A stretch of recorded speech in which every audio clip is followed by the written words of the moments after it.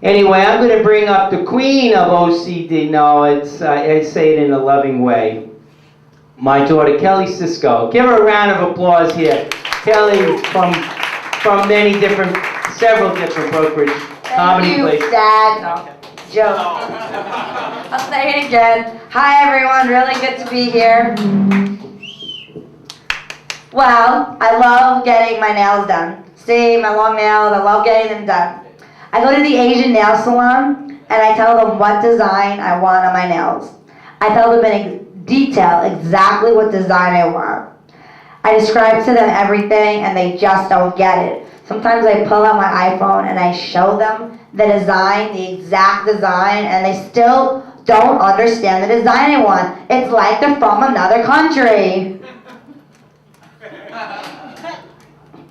I recently went on a date with this guy, and the entire date, he had his earbuds in. It was so annoying because I was trying to have, that conversation with him, but I couldn't have a conversation with him because the whole date, he had his stupid earbuds in. It was so impossible. But he finally did take them out when the dessert came. When the dessert came, he finally took the earbuds out, and I tried to drum up that conversation. But as soon as I started speaking, he put them right back in. I just recently took this Spanish class in college, and I could not pass it for anything because I couldn't pronounce the words. I was having trouble responding to the dialogue. The teacher made it so difficult. It was like she was speaking another language. Yes. Don't you hate it when people tell you to keep in touch with them, call them, call me, and I always call everyone, but they never seem to call me back. So I'm wondering, why did they ever tell me to call them and keep in touch? Because they're never going to call me back. I especially hate that coming from my own mother. I used to own a gift and consignment shop. I owned it for 4 years of my life. It was a very good part of my life, but it was kind of challenging, the consignment part of it, because I kept getting a lot more items. And as Fran said, I'm OCD, and I like to collect things. My OCD is hoarding. So when people brought me stuff, it was like I wanted to keep everything. But when people came in and said, do you have any room for my item in your store? Do you have any more room? And I said, yes, I have room for your item in the back. They asked, oh, in the storage room? No, I replied, in the dumpster. I recently went on eHarmony to find a match, and eHarmony says they're the best way, better than all the other dating sites out there, because they're the most compatible way to find a match. And they're different than all the other dating sites because you have to fill out 3 long pages about yourself.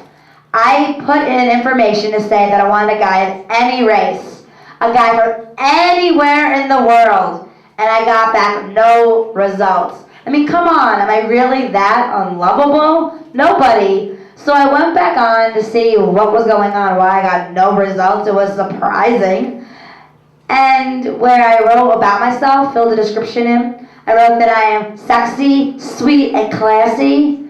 Instead of writing the word classy, I misspelled it and wrote gassy. That just stinks. Going back to hoarding and collecting, I have hoarded over 1,000 books that I am never going to read ever. I have hoarded over 200 shoes and 3 ex-boyfriends. My father likes to call me his friend, likes to call me his traveling companion. But to me, a traveling companion is supposed to be a good thing. But it's really hard, and it's really not that great because I gotta carry, the pocketbook now. I gotta look for the cell phone that I'm missing, read the driving directions, and those things are like pretty easy things to do, even though I don't want to do them. I still do them, but I can't get it right. I can't dial the right number to find the phone. I can't do the basic things right. But Fran forgives me. It's not that bad, and so we're in public. And people are watching me making mistakes, and he has to make an excuse and say, don't worry, it's okay. My daughter, she's from another country. Like I said, 1 second. I'm always making excuses for why I save things. I have 330 apps on my cell phone.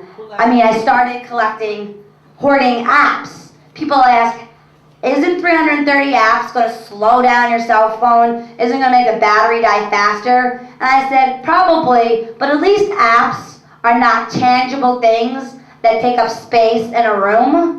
I made the excuse of why they're better to collect than actual things. And so I thought, what else could I collect that doesn't take up space in a room? And I thought, I could go collect trees.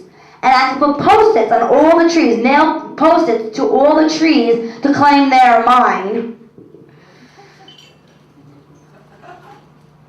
I've been taking this Sahaja Yoga meditation for a couple of years. And the idea of Sahaja Yoga is you're supposed to feel enlightened. You're supposed to feel a cool breeze above your head, and you're supposed to feel a cool breeze on your hands. So when you go to the meditation, you sit there with your hands open and you try to feel the breeze. And in my group, we only have about 20 members in my group. But last weekend, I went to this great big meditation group with like 200 people. And I thought, I'm really going to feel the cool breeze. I always feel it, but I'm going to feel an extra cool breeze. This is a special big meditation. So have my hands open, and I'm feeling a really strong breeze. It's like, oh my goodness. My friend was with me. He never did the meditation before, but he wanted to try it out. He came with me. And my hands are open, and I look over to him, and he's smiling and smiling. Then I look down. He's blowing on my hands. The cool breeze that I'm feeling, the strong cool breeze, is actually coming from my friend's mouth. Last night, I went on a date with this guy, and he wanted to introduce me to his family. He wanted me to introduce him he wanted me to meet his aunt. So I said, okay. And then he brought me to the cemetery. It was late at night. He brought me to the cemetery late at night. And I thought, wait a minute. It is just too soon to meet the family. Really, too soon to meet the family. But then I reconsidered and thought, maybe we can come back tomorrow during the day.